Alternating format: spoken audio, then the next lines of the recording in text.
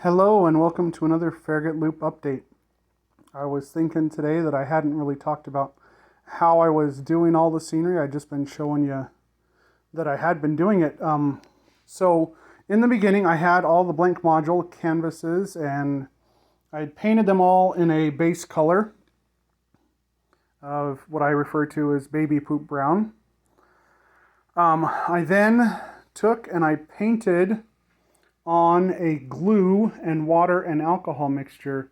It's probably 45% glue, white glue. Make sure you use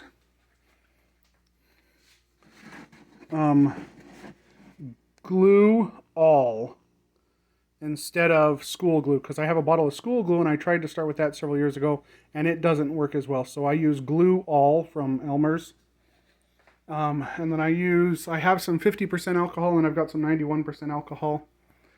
So I mix up a bottle of glue in this quart mason jar here. I filled it 3 times for this layout, and it's 45% glue, 45% water, maybe 50% water, and then 5 to 10% of the alcohol mixture. I use these pipettes to get it on the layout. I also have a foam brushes that I used the first time. So when there's no ground foam, I use the foam brushes and I lather that on really thick. I then sprinkle several different colors of ground foam and I top it off with a forest blend ground foam, which has all these little sticks and twigs in it. I also have a thing of sawdust, so I get a little bit more wood chippy and deleterious material all over the modules because I'm using that as well. I then, once that's all on there, I go through and I spray the whole thing with alcohol once again, and then I take that pipette and I start dropping the water and glue mixture on top of that. And once I've done all that, I go through and I hit it again with my water and alcohol mixture. And the water and alcohol mixture I use out of this little squirt bottle. During COVID, these little hand sanitizer bottles became very plentiful, and I bought a couple of them and dumped the hand sanitizer out, and I use the bottle because it gives me a nice fine mist, and it works really well for me. I still have to keep the spray away from it when the ground foam is dry because it will push the ground foam around. So after I got that first layer of material on there, like I've got here, I went through and I put on the road bed. And the road bed, I used this spreader. It's imported into the United States by Bachmann. The name on it is a Process, P-R-O-S-E-S, and that's the one I prefer. I do have a different one that I don't like as well, but I have used it in the past. So there's that one as well. It's got a little rubber thing on the bottom, dumps the gravel out. I'm using Arizona Rock Products sand, or ballast. It's the granite ballast. It's made for the Pennsylvania Railroad, but out there on site, I noticed that my ballast that they did use out there was a gray with black chunks in it, sort of like granite, or maybe, what's the other term for it? I can't remember at the moment. But anyway, I thought this Pennsylvania stuff looked really well, and someone gave it to me, so I figured I'd use it. It's actually turning out really nice. There's one thing I noticed with it. There's a lot of metallic in it, and I've used a magnet to get some of it out. So I would spread the ballast out. I then went through with a paintbrush and I brushed the ties mostly clear and tried to build up the shoulders a little bit. It wasn't perfect, but I really didn't care because I knew I was coming back through with more grass afterwards. So once that was all laid down, I sprayed it again I sprayed it for the first time with the alcohol and water mixture so that when I dropped the glue on there, it wouldn't beat up as bad. I then went through with the pipette and dropped a bead of glue down the middle of the ties and down the middle of the rail, and then ran a bead on each side. And once that all dried, I went through and I cleaned out every place I needed to. I went through all my switches and made sure that they moved again. Took a vacuum and sucked all of the sand out as I picked it out with a dental pick on all my switches, so they're clear. After that was done, this is what it looked like right here. Here's a section I haven't gone through and done yet. So that's what it looked like after the ballast was put down.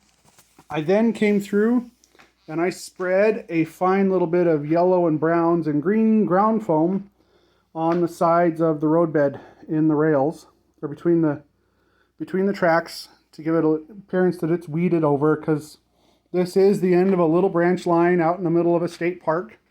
Probably not a lot of traffic, probably not a lot of maintenance on it, as it's not used a ton like a class 1 main line is. This is more of a little branch line. After I spread that ground foam, I went through and put in 60 trees per module. That's how many trees I've got to spare. I ended up with 508, 509 trees that I'd made. And so I've got 7 big modules that were going to be treed, and each one of those gets 60 trees. So that's 420 trees, which leaves me about 80 to 90 trees for the yard area here. And since the yard is only going to really have some edge trees along the backside, that's about all I needed. I then went through and I put in a light green chunk ground foam and a darker green chunk ground foam, and spread that out throughout the module as some underbrush. And once I did that, I went through and I sprayed everything with my alcohol and water mixture again. So that way when I came back through with my pipette and squeezed glue and water, it wouldn't beat up. So after I sprayed everything down, I went through with the pipette and squeezed on alcohol, water, and glue mixture on all of the ground foam that was laid along the tracks, along with all of the other bush foam. Now this module right here, when I built the mating module with it, I like to stack my modules. I put some 4.5 inch, 5 inch trees on that module that are going to poke down into this. And I've only got 6 inches between the top of the module here and the next module when they're stacked together.